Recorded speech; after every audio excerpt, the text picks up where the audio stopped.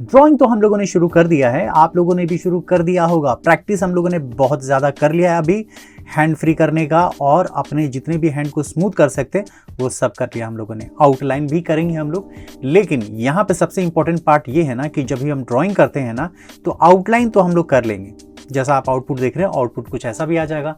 लेकिन इसमें एक रियलिस्टिक टच होता है ना, इसमें जो शेड होता है जिसमें पता चलता है कि लाइट डायरेक्शन क्या है, टेक्सचर क्या है, तो उसके लिए हमें कुछ सीखना पड़ेगा जिसको हम लोग कहते हैं शेडिंग। अगर आप देखोगे ये आउटलाइन है, आउटलाइन बनने के बाद जब हम शेडिंग करते हैं तो आउटपुट कुछ इस तरीके से आता है। तो ये आउटपुट लाने के लिए हमें क्या करना पड़ेगा, तो हमें करना पड़ेगा प्रैक्टिस, और वो भी शेडिंग का। और शेडिंग में भी इंपॉर्टेंट पार्ट ये है कि जो आप देख रहे हो, अगर ड्राइंग करते हो तो इनिशियल डेज में बिगिनर कुछ इस तरीके से ही ड्राइंग करते हैं, जिसमें आप शेड देख रहे हो कि चारों तरफ एक जैसा ही है, लेकिन इसमें वेरिएशन नहीं है, डेप्थ नहीं आ रहा है। अगर आप डेप्थ देखोगे तो ये कुछ इस तरीके से ट्रांसफॉर्म होगा।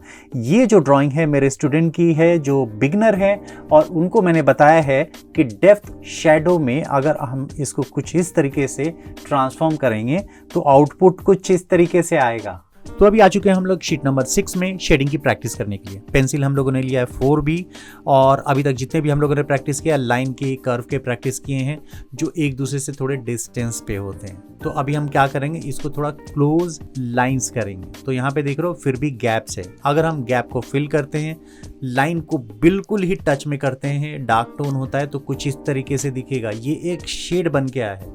अब इसमें मीडियम शेड भी होता है, यहाँ पे देख रहे हो कि एक मीडियम शेड भी हो गया और एक लाइट शेड भी होगा। तो ये 3 तरीके के शेड हम लोगों ने इनिशियल डेज में किया है। अब हम लोग करेंगे इसको शेड कंप्लीटली। जो देख रहे हो आपकी लाइन बिल्कुल ही गैप नहीं होना चाहिए। अब यहाँ पे जो दूसरा शेड कर रहा हूँ, यहाँ पे लाइंस में गैप बहुत ज़्यादा है, डार्कनेस भी है, लाइट भी है, वेरिएशन बहुत ज़्यादा है, लेकिन इसको हमें करनी पड़ेगा फिल। तो जितने भी वाइट गैप्स दिख रहे हैं उसको एक मीडियम टोन में या फिर लाइट टोन में आपको फिल करना पड़ेगा, जिससे कि सारा शेड एक जैसा ही दिखे। तो यही प्रैक्टिस करनी है आज हमें, क्योंकि आगे आने वाले जितने भी ड्राइंग्स हैं ना, कुछ यही डिमांड होगी हमारी तरफ से। तो एक एक करके जितने भी एरियाज आप देख रहे हो ना, पूरा का पूरा फिल करेंगे।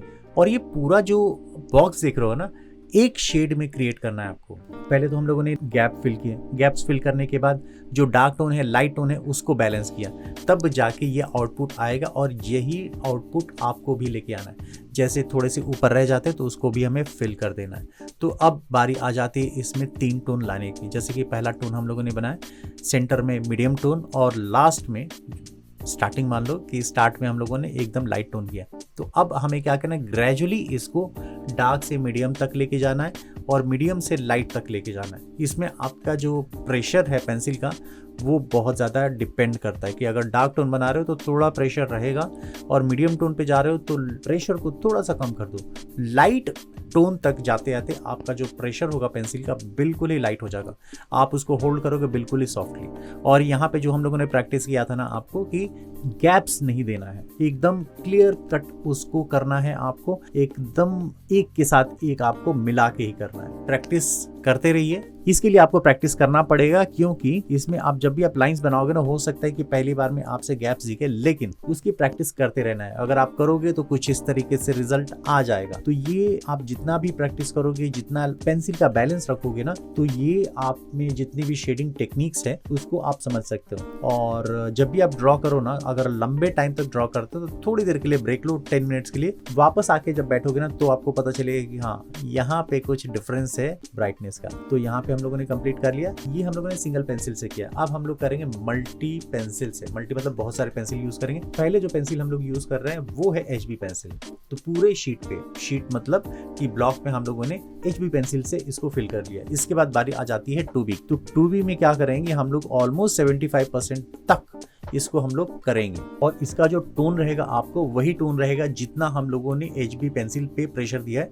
तो सेम प्रेशर आपको अलग अलग पेंसिल से देना है। तो HB पेंसिल से हम लोगों ने प्रेशर दिया, वही प्रेशर हम लोग यहाँ पे देंगे 2B पेंसिल से। कि जब आप रिपीट करते हो, रिपीट करोगे तो वहाँ पे डार्कनेस बढ़ती है। तो जितने एरियाज में हम लोग रिपीट करेंगे वहाँ पे डार्कनेस बढ़ेगी।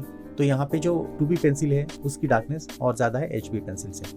तो ग्रेजुअली हम लोग इसको डार्कनेस को बढ़ाएंगे जिससे कि शेड क्रिएट होगा। तो इसके बाद आ जाती है 4B पेंसिल की। तो 4B पेंसिल भी एकदम लास्ट से जहाँ पे डार्क है वहाँ से स्टार्ट करेंगे 50% तक उसको लेके आएंगे।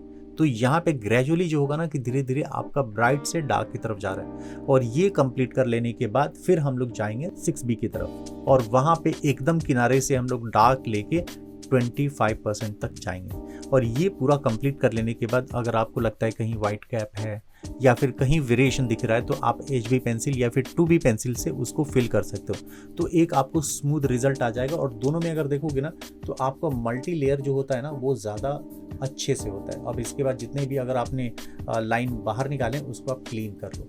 तो ये एक अच्छा प्रैक्टिस है आपके लिए शेडिंग की।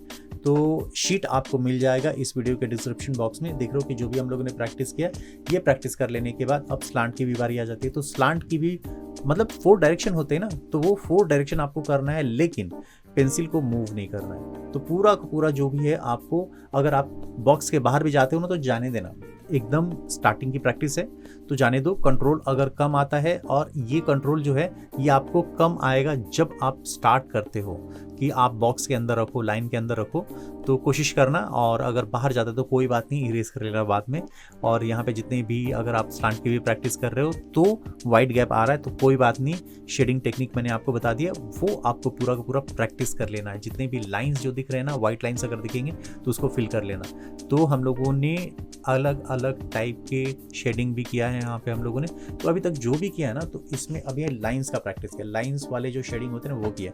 इसके बाद हम लोग आने वाले ट्यूटोरियल्स में कर्व का भी प्रैक्टिस करेंगे, जो बहुत ज़्यादा इंपॉर्टेंट है, उसको आपको करना ही चाहिए। तो एक एक करके ये वाले जितने 4 है ना, चारों को चारों डायरेक्शन से हम लोग कंप्लीट कर लेंगे।